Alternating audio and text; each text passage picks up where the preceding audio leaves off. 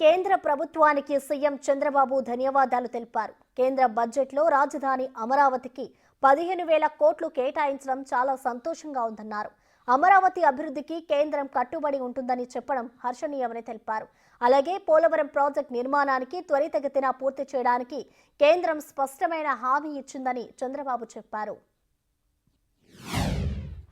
రాజధాని కళ చంపేశారు.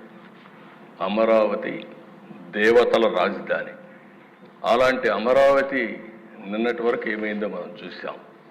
ఈరోజు మళ్ళీ కేంద్రం 15,000 కోట్ల రూపాయలు ఆర్థిక సహాయం చేయడానికి వచ్చారు, బడ్జెట్లో పెట్టారు. అందరి ముఖాల్లో చూస్తే ఆనందం కనపడుస్తూ ఉంది. అంటే మళ్ళా మంచి రోజులు ప్రారంభమయ్యాయనే ఆశ ఈరోజు వచ్చిందంటే ఏ విధంగా జరిగింది మనం చూసాం. జీవనాడి పోలవరం 72% పూర్తయింది. 2020 నాటికి 21 నాటికి పూర్తి అయిపోయింది. ఆ దశ కావాలని కాంట్రాక్ట్ను మార్చడం, అదే మరి ఆఫీసర్లు మార్చడం, రివర్స్ టెండరింగ్ పెట్టడం, కడాన అతి ముఖ్యమైన జీవనాడైనటువంటి ఈ పోలవరాన్ని గోదావరిలో కలిపేయడం. ఇప్పుడు మళ్ళీ డయాఫామ్ వాల్ నుంచి స్టార్ట్ కావాలి. కాఫర్ డ్యాముల నుంచి మళ్ళా మనం పని ప్రారంభించాలి. ఇది కూడా మనం మనస్ఫూర్తిగా ధన్యవాదాలు చెప్పాలి. కేంద్రం ఈరోజు బడ్జెట్లో చెప్పినప్పుడు పోలవరాన్ని వీలైనంత తొందరలో పూర్తి చేస్తామని నిర్దిష్టమైన హామీ ఇచ్చారు. వారికి మనస్ఫూర్తిగా ధన్యవాదాలు. బాధ ఉంది, ఆవేశం ఉంది. ఇంకొకసారి చూస్తే మా మెంబర్స్ కూడా చాలా హిస్టరిక్గా కూడా ఉన్నారు. నాకు అర్థమైంది. ఇప్పుడు మా తాడిపత్రి ఉన్నాడు, అశ్విన్ ఉన్నాడు. అశ్విన్ జైలుకు పోయి వచ్చాడు. ఇక్కడే అచ్చెన్నాయుడు ఉన్నాడు, జైలుకు పోయి వచ్చాడు.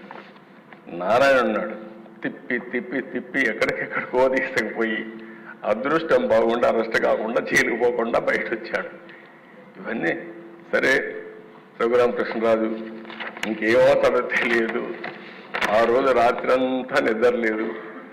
ఆయన కాపాడుకోవడానికి ఎన్ని విధాల ప్రయత్నం చేశామంటే దశ ఆ రాత్రంతా నెక్స్ట్ డే భగవంతుడు మంచి చూపు చూశాడు కాబట్టి బయట వచ్చాడు. కానీ ఈ దుర్మార్గులు ఇష్టానుసారంగా ప్రవర్తించే పరిస్థితికి వచ్చారు. 2014లో కూడా కొత్త రాష్ట్రం, ఈ రాష్ట్రం అభివృద్ధి కావాలని ముందుకొచ్చి పోటీ చేయకుండా సపోర్ట్ చేసిన వ్యక్తి పవన్ కళ్యాణ్ గారు. సామాజిక బాధ్యత కోసం ఆలోచించారు, ముందుకొచ్చారు. తర్వాత దిశ మొన్న ఎలక్షన్లో ఆయన్ని మేము చూసినప్పుడు చాలా సమస్యలు వచ్చాయి. నన్ను అరెస్ట్ చేసినప్పుడు జైలుకు వచ్చి నన్ను పరామర్శించిన తర్వాత బయట వచ్చి ఆ క్లిష్ట సమయంలో ఏమాత్రం ఓటు డివైడ్ కావడానికి వీలు లేదు, రాష్ట్ర ప్రయోజనాల కోసం తెలుగుదేశం జనసేన కలిసి పోటీ చేస్తామని చెప్పిన మొదటి వ్యక్తి పవన్ కళ్యాణ్. అంటే ఇది ఒక సామాజిక బాధ్యతగా తీసుకున్నారు.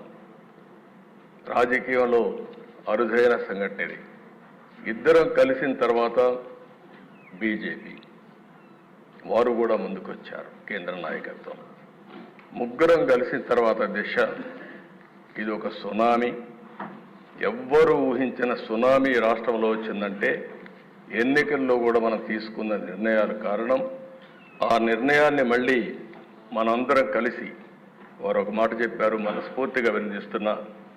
ఈ రాష్ట్రాన్ని మళ్ళీ ఘాటిలో పెట్టి అన్ని విధాల అభివృద్ధి చేసే వరకు ఏమాత్రం ఆలోచించకుండా సమైక్యంగా ముందుకు పోవడానికి ఆలోచిస్తామని ఈ సభ ద్వారా రాష్ట్ర ప్రజానికానికి కూడా మేము ఒక హామీ ఇస్తున్నాం, చేస్తామని చెప్పి కూడా మీకు కూడా తెలియజేస్తున్నాను.